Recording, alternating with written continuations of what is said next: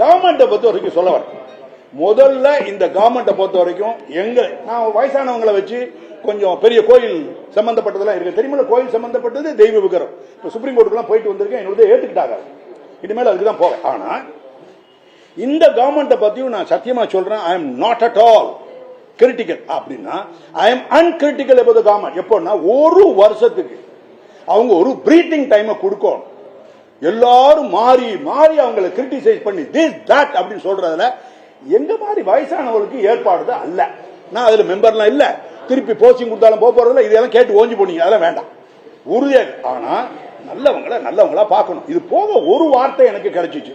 1947 இருந்து பாத்துக்கிட்டு இருந்தோம்னா எவ்வளவு சீஃப் மினிஸ்டர் பார்க்கும்போது ஏதாவது ஒரு சீஃப் மினிஸ்டர் தமிழ்நாட்டில் நான் ஒரு ஆன்டி கரப்டர் சீஃப் மினிஸ்டரா இருப்பேன், நான் ஒரு ஆன்டி கரப்ட்ல நான் ஒரு நான் கரப்ட் சீஃப் மினிஸ்டரா இருப்பேன்.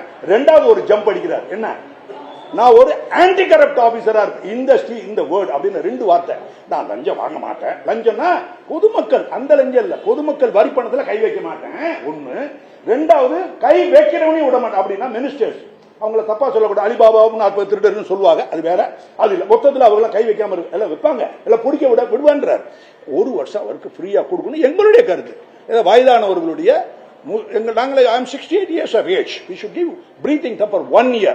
ஆனா இதே மாதிரி ஸ்டேட்மெண்ட்டை மற்ற ஒரு கவர்மெண்ட் இருந்து முன்னாள் கவர்மெண்ட் அந்த சீஃப் மினிஸ்டர் ஒரு நாளைக்கு கூட சொன்னது கிடையாதுங்கிறது ரொம்ப ரொம்ப எனக்கு நல்லா தெரியும். யாரும் விருப்பம் இல்ல, யாரும் எதிரி இல்ல, யாருக்கும் ஓட்டு போடல. நான் உண்மையிலே ஓட்டு போட்டது யாருன்னு எனக்கு தெரியும், ஆண்டவனுக்கு தெரியும். ஆனா அதனால இந்த கவர்மெண்ட்டுக்கு நான் அன்கிரிட்டிக்கலா நாங்க அந்த சார்பாக எல்டர்ஸ்ல இருக்கோம், எங்களுடைய டீம் பொறுத்தவரை இருக்கிறோம். அந்த இதுல அந்த கவர்மெண்ட்டுக்கு நல்லது செய்யறது தான் வந்திருக்கும். எப்படின்னா நல்ல அட்வைஸை சொல்றோம். இந்த இன்ஸ்பெக்டர் அக்கௌண்ட்டுக்கு போகணும்னு சொல்றது நல்லதா இல்லையா? எல்லாரும் சொல்றீங்களா, ஒத்துக்கிறீங்களா? அதை கொண்டு பாரு. நம்பர் 2, இதே இன்ஸ்பெக்டர் தானதுல ஒரு லேடி தான் விசாரிக்கிறாங்க. செத்து போனது பொம்பளை பிள்ளையா இல்லையா? அந்த பொம்பளை பிள்ளைக்கு ஆண்டவன் என்ன உறுப்புகளை கொடுத்திருப்பான் இல்லையா, அதே உறுப்பை தானே சீனியர் அதிகாரிகளுக்கு கொடுத்திருக்காங்க. இங்க ஒரு சீனியர் அதிகாரி இருக்கிறாங்க ஏதோ ஒரு ரேங்க்ல, மெட்ராஸ்ல ஒரு சீனியர் அதிகாரி இருக்காங்க தெரியுமா இல்லையா? இதெல்லாம் கவர்மெண்ட்டுக்கு கிரிட்டிக்கலா சொல்லல, அட்வைஸ் பண்றேன். கவர்மெண்ட் ஹைஜாக் பண்ணிடக்கூடாது.